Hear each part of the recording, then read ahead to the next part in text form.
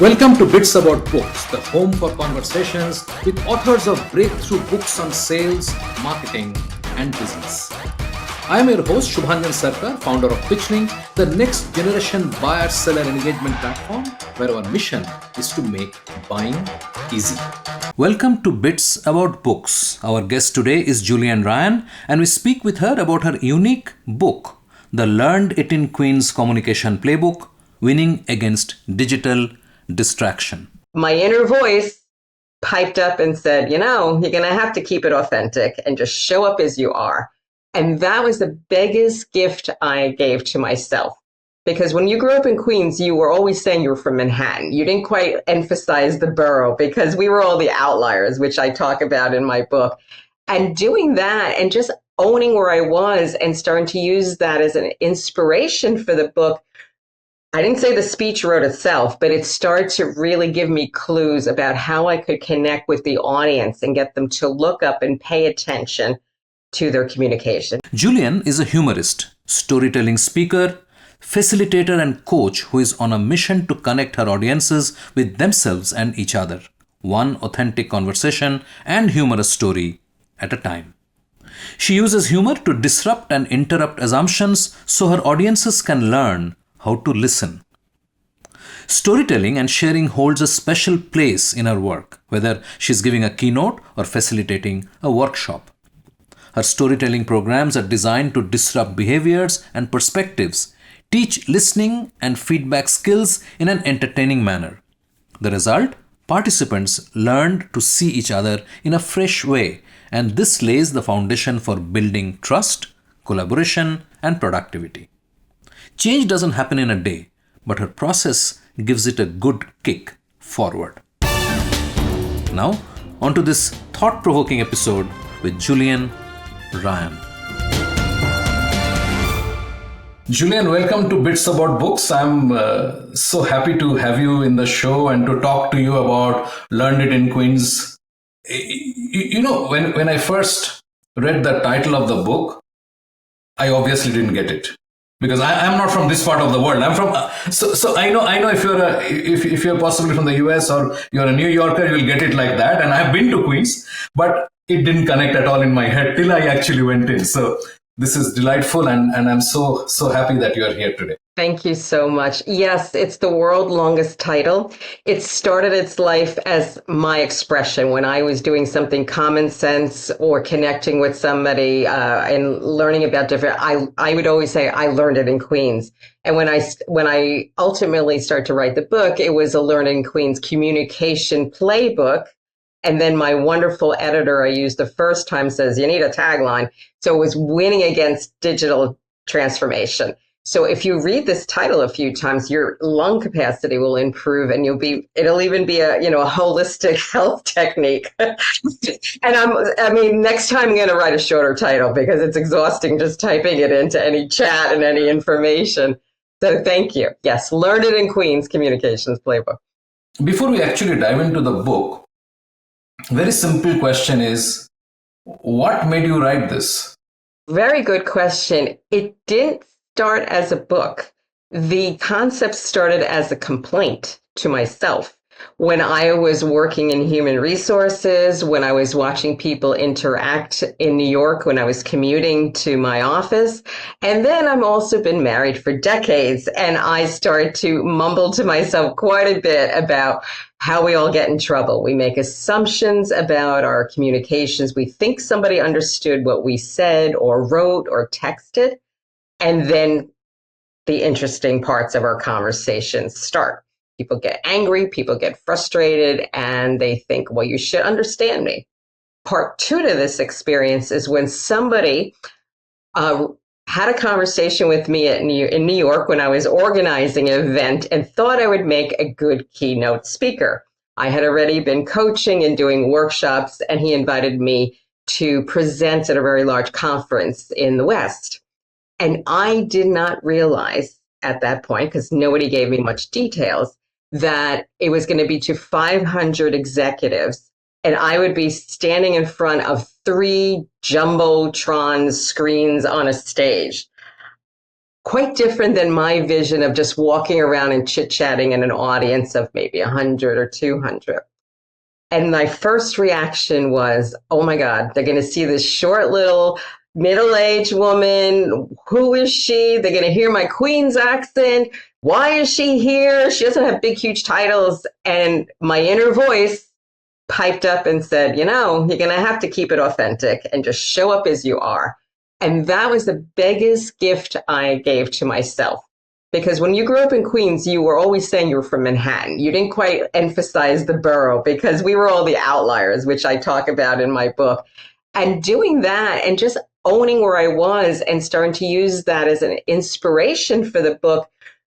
I didn't say the speech wrote itself, but it started to really give me clues about how I could connect with the audience and get them to look up and pay attention to their communication. Now, an executive type A, he's in the room, but he's usually, or her, is on their device. They're worried about something else. So to sustain eye contact with an entire room and get them laughing and then talking to each other was an accomplishment. Now, in the Hollywood version of this conversation, I would say, well, then I went home and wrote the book. Everything was fine and it happened instantly. And that was the naive assumption I had for maybe 2 years. I thought I had great slides. I had a concept. It worked. But what worked on the stage didn't work on the page. So I have to be honest with you, there were 62 introductions drafts before I finally settled onto what we talked about earlier.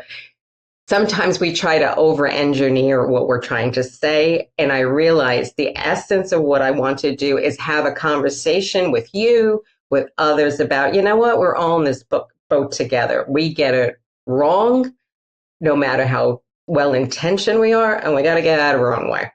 So it's like having me in your ear with a Queen's accent. We talk a lot these days, especially if you're on LinkedIn like me and you are. Lot of times we hear this word being authentic. And you use that word just now. I get it. Anybody, if you say be authentic, you get it. You get the sense. But as a communicator, and this is where being authentic comes across to the other person most when you're communicating with somebody, right? So as a communicator, what do you think is being authentic? I think, and I'm using me as the beta site example, I have worked hard to sometimes suppress my Queen's accent, but it comes whipping back when I say TH and R words. As much as I haven't even lived in the borough, I'm in the metro area, but haven't lived. And it comes up. Instead of critiquing myself, it's like, that's part of me. I can't change my cultural background, where I came from, the house. So I think we live in a society, especially in the West, where we want perfectly curated images of what an individual is supposed to be. And when they are talented or when they grow up and when they mature. And I am advising people, the more we can appreciate our own story and what informed us, the good, the bad, and the ugly, we'll be in a better place to listen to each other, to pay attention to what your experiences are, and to have some empathy. And that's my version of being authentic. Appreciating myself now after decades, and then being ready to listen and appreciate where you're coming from and what's informing your opinion. And I have to say, after I did this book and this speech, it just infused me with more energy and more confidence to just be, not come in worried. Do I worry about an audience? Of course. Do I worry about what I'm working on? Of course, I want to do my best. But I have had the most amazing conversations and connections because I finally took a step back and just was who I was. Yeah, this is so easy to sort of get the way you explain. And by the way, I'm from India, so don't talk about my accent at all. Okay, so I get it. It's a different spin, but it's sort of the same story. I understand. It's the same story. Coming back to I mean, I'll come back to this empathy bit also, because we are talking a lot about empathy these days. So I'll come back to you on that later. But let's move on about the book. So you went to this keynote where this 500 people were there, and you did the keynote. Where did it transition, saying that all these things that I've been doing, and these notes that I've been making, and the content that I've been building for these events and lectures actually should be in a book, and people can use it. Yeah, when here's my advice. If you're going to test a concept out, it's really good if you do it ahead of time. I did it in real time on the stage. Right. I performed it for a few small groups of people, but basically that was my breakout. So it had to work. But one of the things behind the scenes and in my head when I was doing it, I had people from everywhere in the country at different perspectives, and I wanted to find something that we all had in common and make it relatable, and also not be yelling at people and making them feel bad about themselves. I feel we're in a better place to learn if we can chuckle at ourselves, and say, oh my God, you do that too? I'm like that. I didn't think anybody else did that when they're making a phone call and nobody calls them back. I mean, I have a whole scene about that when I used to get angry at some coach, like clients or employees. We all we do crazy things. But I like what you said about empathic, and you just brought up a very important thing about accents. Um, Queens, I was excited when I met somebody who was actually from the States for more than one generation. I used to say, well, how'd your family pull that off? Like most people I know here have either newly arrived or haven't been here that long. So our Correct. accent and our relationship with language is much different. I've mentioned in the book, I'm married to a man from Dublin. And when I met him, he thought, well, you're not falling over my accent like every other girl is. And I was like, accents? Like, accent's coming out of my hair. So you're one of many. Like, then I have to translate and figure it Yeah. out. But the beauty of that, and that's why I'm saying Queens taught me a lot of lessons when I finally gave myself permission to pay attention, is we in Queens, we always had to figure out what somebody was saying and their own take on expressions. And Christopher Walken talks about that. He's another Queens native. He has that very stilted acting style that wasn't just from an acting class. It was him. He said when he was growing up in Astoria or Queens, he was also trying to figure out the nuances of people's language. So you have to do much more of a pause and make sure you got it, or at least as best as you can. So that's where the lessons were coming from. And I remember when I saw that, it was like somebody gave me the Rosetta Stone. I was like, oh my God, Christopher Walken's finally explained how we talk and why we're always like using our hands and being energetic. We're trying to pay attention to the nuances of what's happening. Right. So explain to me a little bit about the process. How did you put this all together? How did you structure it? What process? You told me there are 62 drafts. So I'm really worried. I'm not going to walk you through. The 62 drafts was, in summary, I spent sometimes trying to intellectualize and introduce myself. I'm going to have psychological association, footnotes and links to sites and academic journals that back me up. Then I'm like, well, you can't start the way you did on the stage because they don't know why you're talking to them. So I had Right. to figure out how to introduce myself to the reading audience. And I started basically complaining and saying, I've been trying to figure this out. I give a glossary of terms, so almost like a primer that my editor, my first editor was based in Ohio, had his family read around the dinner table at night. So I basically corrupted a whole family of well-speaking English speaking people in Ohio because of this book. But it was taking a poke at how can I meet you and what's the goal? And again, it was about having a conversation and let's get together to get out of our own way. Okay, I have to give the same editor, Tom Sparrow, credit. I gave this in COVID when we all had time to figure out some life projects when we were working and things shut Yeah. down. I was like, if this is not a sign from the spirits to do this. So I did it. I made all my changes and I handed it off. And I thought he's just going to edit it and correct my punctuation. And then he wrote me a very important note. Julian, I finished the draft. I want you to take a breath in a moment when you read this because I've reordered your book. Well, I'd like to tell you I was smiling and happy. I was thinking he's taken my child. He's reorganized. How is that going to work? The speech worked, the order worked. And then I read it and he was right. It made more sense the way he organized some of the chapters. And that was another lesson about collaboration and calling on other people to be part of the creative process. That book didn't happen because I was just by myself. It was people who were kind enough to read it. He was editing. Everyone got into the act. Even a colleague of mine at the end, I wanted to get a quote from her. And she said, well, I left her flat. I just ended the book. She was like, you didn't say goodbye. And again, I had a moment. I thought, man, is this thing ever going to be over?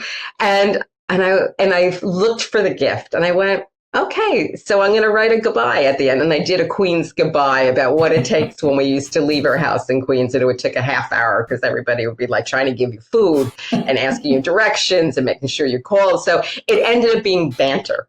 So every lesson and every grumbling moment became something better. And that is the Queen's accent coming in loud volume right now. So yeah, it was about learning and figuring out and getting out of my own way, which was huge. Yeah, I think that's such a wonderful story. Again, before we move into the book, last question is, what was your writing process? I mean, did you have an idea and then you said, okay, I can this makes sense, I should write it down, or was it something else? Can I use it like school where we say E, all the above? It depends. Um, Sometimes I'm writing when I'm talking to myself, taking a walk in the neighborhood. Sometimes I'm writing in my head first when I'm cooking, which happens a lot every day. I wake up in the middle of the night and then I hope I can remember what I thought of that sounded mildly intelligent. So it depends. And sometimes I actually do what you're supposed to do, or so we're told to do, is sit on the computer and make some notes. I have terrible handwriting, so a lot of me has to be typing. So as much as I grumble about our cell phones, it has been a saving grace so I can capture some notes. Of course. I'm using that process. I'm giving a talk this weekend at a conference, a mini talk about the book and another book I was part of. And that is my process. I always started, I got nothing. And then finally, after arguing myself, an idea will come and I go, I got something. I can use this. Yeah, great. So let's I think kick off a little bit, actually talking about the book, and I would suggest that we start with the primer that you start the book with. So let's hear a bit about the primer, and let's learn a few words. Um, if and when you read the book, we're going to say positive, like you would say close. When you read the book, you're going to understand how to pronounce forget about it. Did you know? It's 3 words. Did you know? But when you're talking to a fellow Queens person, you're going to mush them all together. And then another common one that I know from friends who I've just seen over the weekend. What, are you kidding me? When somebody says something that's so surreal and you think, you need to go back and check the facts, check where you're coming from, and really pull yourself together. So, and in that sentence, 3 other expressions came to mind. The playbook has 8 basic rules of communications. And I am proud to say psychiatrists have read this book and said, you're right. People who do communications at the highest level said, you're right. but I parse it down and keep it simple of what gets us into trouble and some simple things we can do to get her out of our way.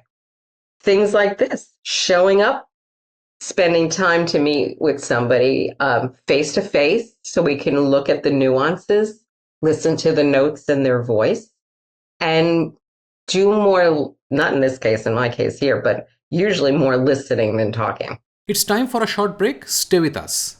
After the break, So we sometimes get so locked into our emotions and expectations of the moment, and we think it's more important to get words out than pausing and maybe not sending, a message, not picking up the phone in that instant, to take a breath and just say that maybe there's another way for me to look at that dialogue or that interaction. Just like when that editor sent me a note to say, think about your work and your thing that you hold so dear in a different way. Where's the gift? What am I not thinking about? And maybe people don't need to hear my unedited reaction in this moment. you are listening to a Business Podcast Network original. Podcasting is the fastest growing content marketing opportunity, which is untapped. We can help you craft your audio strategy and help leverage the wide reach and easy streaming capability that the smartphone penetration provides. It is easy, it is powerful and personal. Talk to us to find out how podcasting can help you build your brand and reach out to your targets like never before. Write to us at bpn@bizcast.in. That is bpn@bizcast.in. Business Podcast Network. Podcasts end to end. Welcome back. I'm Shubhanjan Sarkar, your host for Bits About Books and founder of PitchLink, the buyer-seller engagement platform. Let's dive right back into the episode where we left it. Listening is a lost art, sort of. We are in this whole attention deficit world where our ability to listen is really it's a challenge, and it's a big problem. A lot of, when you talk of ADHD and stuff like that, it is not because, we all have some amount of that in us, but a lot of it is getting accentuated because of the kind of life we are leading, the technology usage and what kind of. But again, it's a topic for another day. Let's talk about these 8 principles that you sort of boiled down the communication playbook to, and let's touch upon a few. I will let you choose what you want to talk about and sort of elaborate on how they impact your ability to communicate. Well, we already touched on one, keep it authentic. So we don't need to go back there. A big one is when stuck, try something new. And I use the 7 train, which goes from Flushing, the heart of a very popular multicultural area in Queens, into New York. And it was always stuck. It was always moving slowly. You're always crammed together. So we sometimes get so locked into our emotions and expectations of the moment, and we think it's more important to get words out than pausing and maybe not sending, a message, not picking up the phone in that instant, to take a breath and just say that maybe there's another way for me to look at that dialogue or that interaction. Just like when that editor sent me a note to say, think about your work and your thing that you hold so dear in a different way. Where's the gift? What am I not thinking about? And maybe people don't need to hear my unedited reaction in this moment. So that's one of them. Hold on to your inner child, because who among us doesn't lose it? So I use a lot of creative analogies in the book, but we write our own script. We are our own script writers. When we're reading something, we're reacting. We might be carrying a negative conversation we just had with somebody prior. So when we're meeting somebody or reading something, we have that dialogue and that energy in that paper. So holding on to a reaction is a big theme about when we think we are in the right away. And it might not be the case. And here's a shocker. Sometimes it's us. I know. And I said that to all those executives, and I say that to myself every day when I'm looking at my own copy on my desk. Sometimes it's us. We've jumped to conclusions. And if you don't believe, my husband will say, sometimes we need to tell each other. And that's the hardest training ground in your personal relationships that you live with every day. But sometimes it's us. And maybe what we're angry about or concerned about, isn't that freaking important? Yeah. And is it worth getting that invested in it? So stepping away and just giving that person a chance. And I think that's the other thing I want to build on this. So many times when I was giving workshops or talking to people in employee relations, I joke about I spent way too much time at lawyers. And when I spent time with them, what it whittled down to is someone stopped listening, somebody stopped paying attention or taking the chance to show up. And we could have saved so much time and money if we didn't do that. We just paused and gave that person another chance. And we're in a world where we're wrestling, we're reteaching ourselves new ways to appreciate people's experiences with our, diversity, equity, inclusion, and bias. We can teach, we can show by stories and examples, but the learning's not going to make sense if we don't give a space for someone to say, now I get it. I need to recraft how I use words, how you're receiving them, and give them what we call in New York or in Queens a do-over, a chance to start again and rebuild that relationship. And I've been the beneficiary of many people in my life who gave me a moment of direction. And then I was able to reroute and say, I never thought of it that way. So if there's anything I want people to have out of this book is, how do we give ourselves and others a do-over and say, let's get better, let's improve? Yeah, that also brings to a critical decision where, so it cannot be an unending series of do-overs. You also have to move on at some point. Yep. Right? So that's the judgment that you need to make. But I totally get it, and I think pausing before reacting to something and pausing to think. And I totally agree, because so many times we are so convinced that we know the whole story when we don't. And our assumptions are coming out of our knowledge, right? Of, okay, this is what Julienne did and this is what she must have done. And so I don't know the story. Actually, I do not know what is going on in your mind, that there is a perfectly rational explanation of what you did, which sort of offended me. And it was not intended to offend me. It was really what it was. So kind of stuff. And you bring up a question before about your process. And as I'm going through it, I'm realizing, I don't call it was a formalized process, intentional, is when I was writing the ever lengthy draft that took forever, and even the speech, the original speech, I would tell people what I was up to, and I would be talking to somebody on the phone, a colleague, a friend, and I was like, okay, I'm talking about this. And they would share an example that was so good. I'm like, oh my God, I have to include this. This does more than what I could explain. And it just brought it to life, because the humanist part of it about getting in trouble or a business situation that almost went south because of assumptions, or people stopped listening, or emails weren't getting through. So it was, when I say it was a collective laugh, it was lots of people got involved in this book, whether they wanted to or not. Yeah, absolutely. And I think that's so natural, because none of us know everything. It's just like when you are passionate about this topic and you go out, everybody has a kernel in their head about it, but it's not important enough for them to really talk about it or champion it and so on. But when you sort of connect and say, oh my God, Julian, this is what happens, I know. And exactly, I totally get what you're saying. Let's touch upon, before we wrap up, let's touch upon that point of empathy and how empathy impacts your ability, or not only impacts but actually enhances, if you can internalize that, how it impacts your communication. I can tell you where the roots were of empathy. I was incredibly shy, to the point of didn't talk for a few years when I was a kid. I mean, it's amazing now, but it's true. I was the youngest in a neighborhood where everybody was adults and growing up, and in some tough situations in school that were not pleasant for years. But it made me an observer of bodies and behaviors and clues.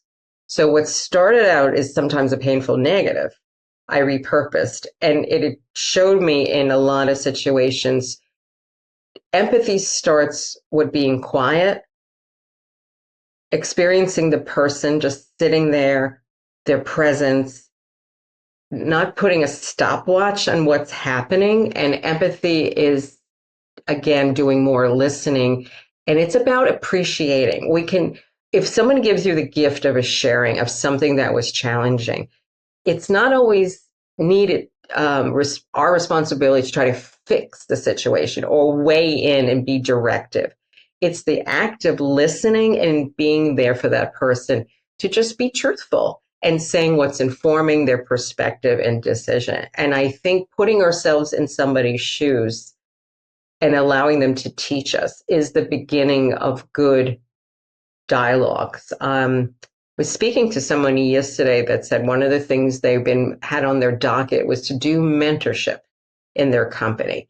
They've been talking about it for years.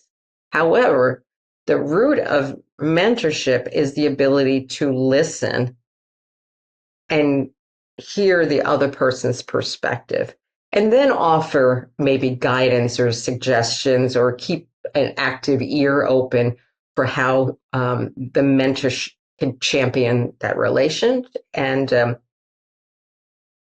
offer support. Sometimes that's the biggest gift, being there to be a sounding board for somebody.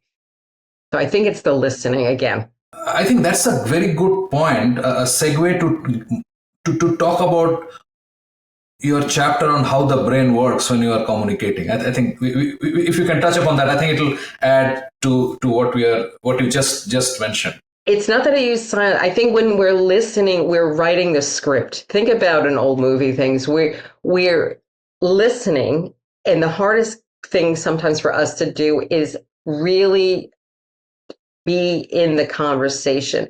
Leave the other conversations we had behind, not be completing our sentences in our next response in the moment, even though that's natural, sometimes in a meeting that's expected, but just pay more attention.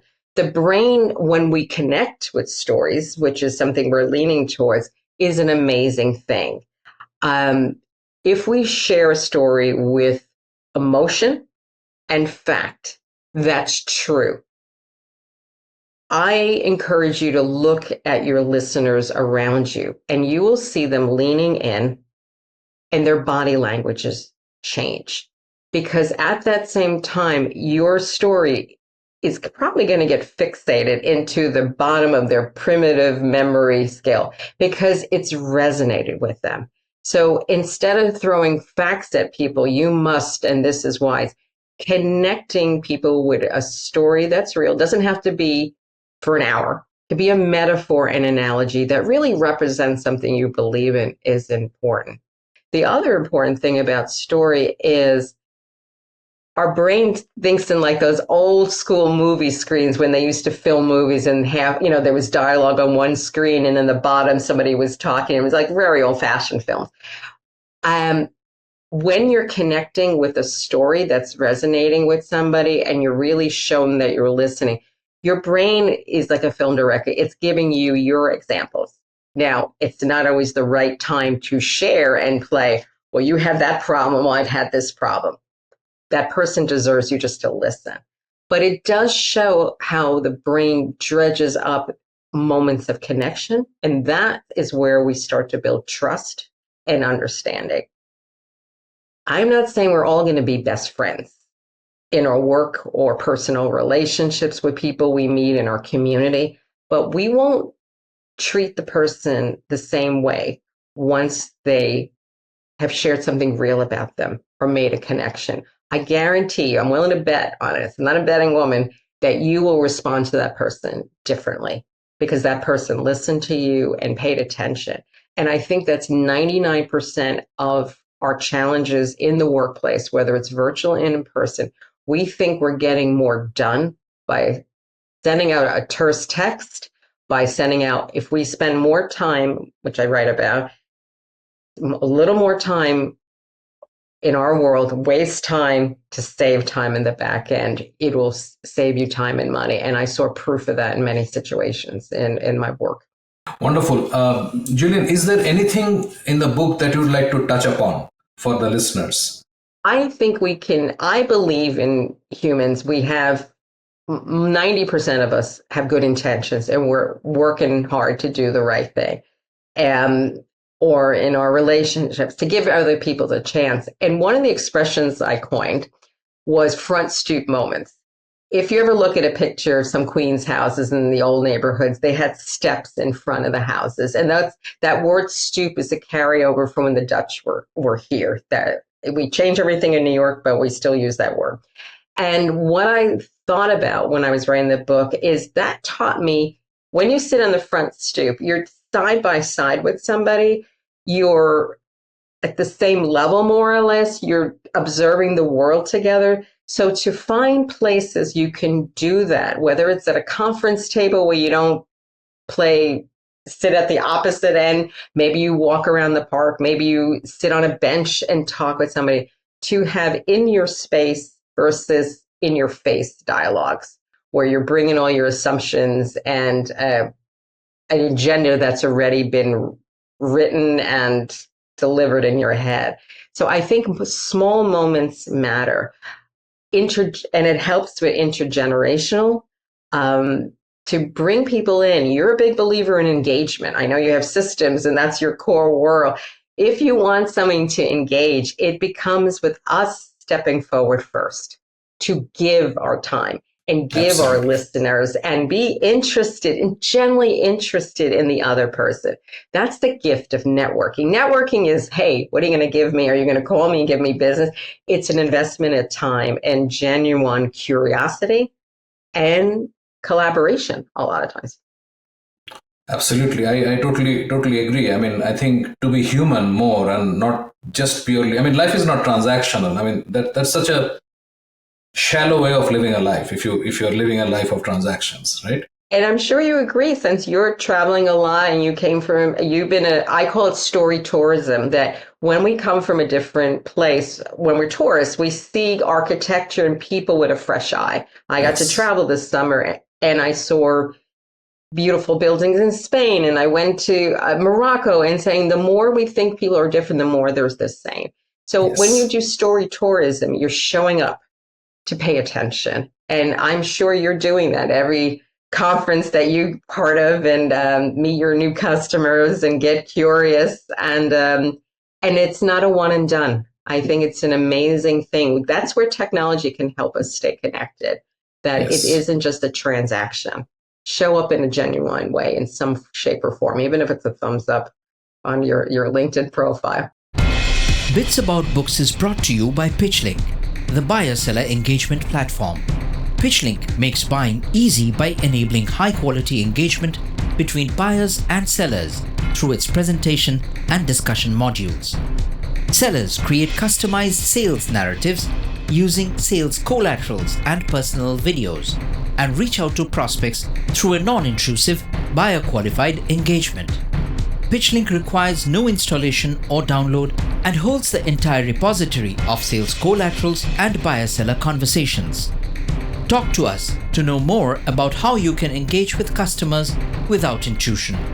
Call us on 99021 631 32. Julienne, this was a delight. Literally, I mean, I'm so happy. Thank you. We had this conversation, and I look forward to having more conversations with you. And I'm sure we'll have the opportunity, and I'll be able to entice you. It was not too bad for you this session, so I'll be able to entice you back.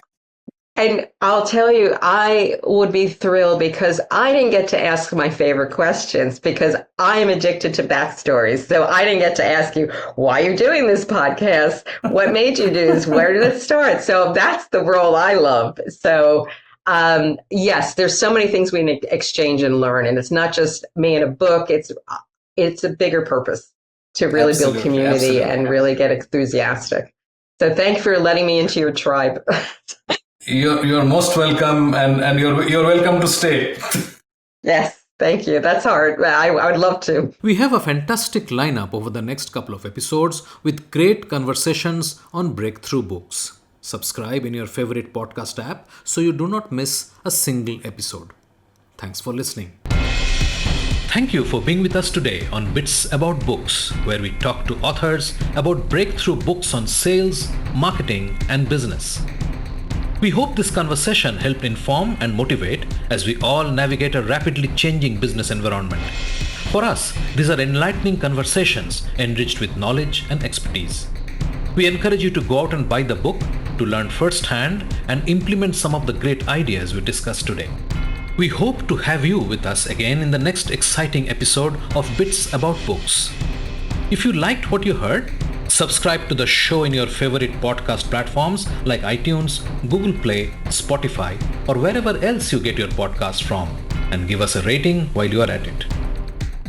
This Bizcast original podcast is produced for PitchLink, the next generation buyer-seller engagement platform, where the mission is to make buying easy. Hosted by Subhanjan Sarkar and produced by Rajiv Aditya.